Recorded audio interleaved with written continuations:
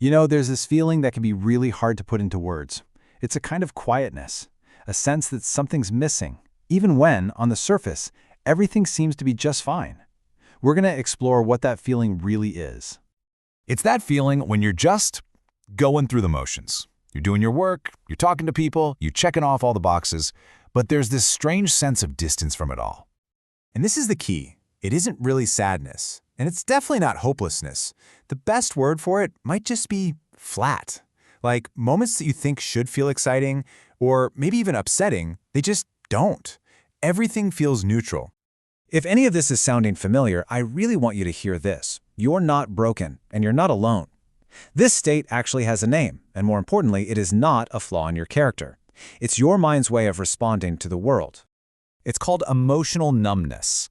Basically, it's a state where your emotional volume knob feels like it's been turned all the way down. You still register that things are happening, you just don't feel the usual highs or lows that you'd expect to come with them. So what's really going on here? Well, to understand this feeling, we have to start by taking apart the biggest myth about where it comes from.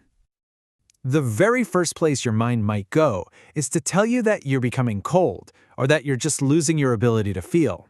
And that's the biggest myth there is about this. And honestly, it's the most damaging one too.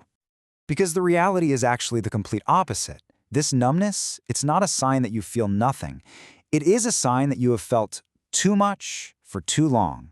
Your entire system is just saturated.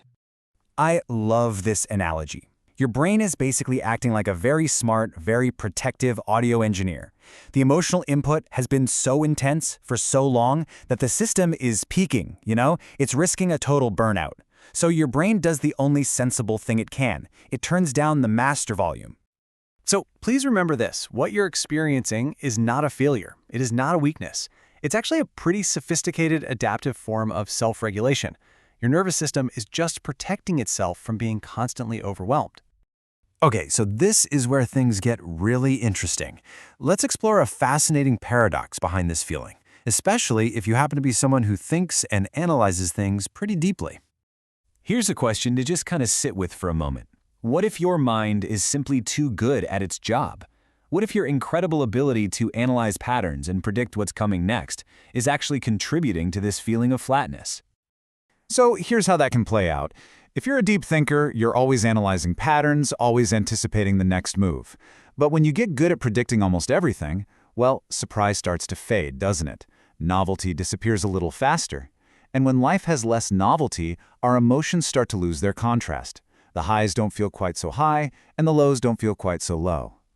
And that can lead to these very specific, kind of strange, hard-to-describe feelings. You might feel tired but not sleepy. It's more of a mental exhaustion. Or maybe bored but not uninterested. You still care, you're just not stimulated. And then there's that core feeling, empty but not sad. It's a sign that your system is overloaded, not that it's broken. Now, this next part is so important. We have to make a really clear distinction here, because the word numbness can sound pretty scary, and it often gets confused with something else entirely. Let's just look at the differences. With emotional numbness, your sense of self-worth is usually still there. You still care about things, and often you're still functioning at a very high level. The feeling is just one of low intensity. But with depression, you often see a loss of self-worth, a real sense of hopelessness, and your ability to function is usually impaired. It's a really critical difference. And truly understanding this difference, it's just key for your own peace of mind. Confusing this state with depression can start a whole cycle of fear and anxiety that you just don't need to go through. You are not losing yourself. Okay, so if this numbness isn't a flaw and it isn't depression, then what is it? Let's try to reframe it. What if it's not actually a problem that needs to be fixed, but a signal that needs to be heard? This is where we often get it wrong. Our first instinct is to try and feel more by chasing stimulation. More events, more shows, more distractions.